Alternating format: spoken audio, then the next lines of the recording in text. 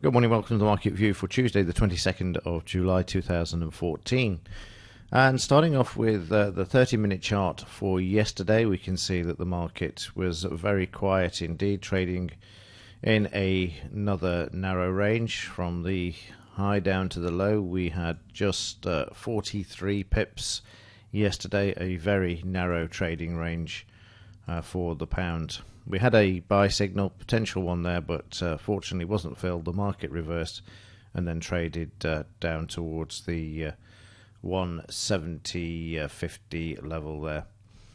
And the overnight, the market has just been sideways, and the market currently trading and finding support just above the DP line there as well. So in the daily chart, you can see yesterday's price action there, very narrow. You can see it's not even 50 pips between the two grey shaded horizontal lines there. But we're seeing a bit of support on the overnight market there as prices are starting to move slightly to the upside. So there's not a lot to report really as far as the pound is concerned. It is very quiet indeed, and seems to be becoming quieter by the day as well. Let's have a look and see if there's any news that will rev the markets up. And public sector net borrowing is out this morning, but they're both medium impact news items for the UK. And from the US this afternoon, we've got the core CPI at 130, so that could move the market slightly. And what else have we got? Existing home sales, that's going to be out at 3 p.m. as well. So, again, not enough on the news front to really move the markets either. But the CPI from the US could give a bit of a nudge around the 130 time there. In the Dow, the market traded up on Friday. We looked at this yesterday. The market trading up to the 76% retracement. And the volume now having been made available has fallen off a cliff.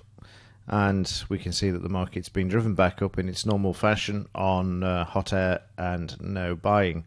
So the market yesterday trading sideways, which we can see there. We have some potential weakness in the market in this particular price bar. It's what's known as a telegraph pole, something that I came up with in the early 90s, and it just shows indecision in the market. And I will be discussing these shortly, the different types of potential weakness that sort of precedes a potential fall, and or obviously the opposite, potential strength preceding the rise in the market. So we've got some potential weakness in the market. It's sideways, and it's a case of whether the market's going to drive through the 76% or not. And let's see if we get some sort of rising lows and the market failing, and then being able to tuck underneath for a possible short trade there. This market stuck in this sideways range and has been now for the last week as well. So a bit of a consolidation phase going on there as well, or distribution phase as the case may be. And certainly, as I spoke yesterday, the volume at the bottom here is very interesting because we've not had this for some time. On the implied volatility front, we saw a small increase yesterday to 9.5 for the implied and 7.13 for the historic. And again, this is reflected in the price chart. You can see there just a small tick to the upside on the implied volatility there. So really, that's about it for this morning. There's not a lot I can really report.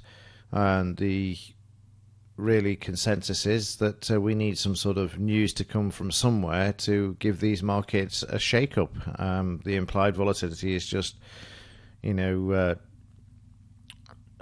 stumbling along there between 8 and 10%, and it definitely needs something to shake it out of this malaise. So fingers crossed we'll get something shortly that will do this and give us a few trades.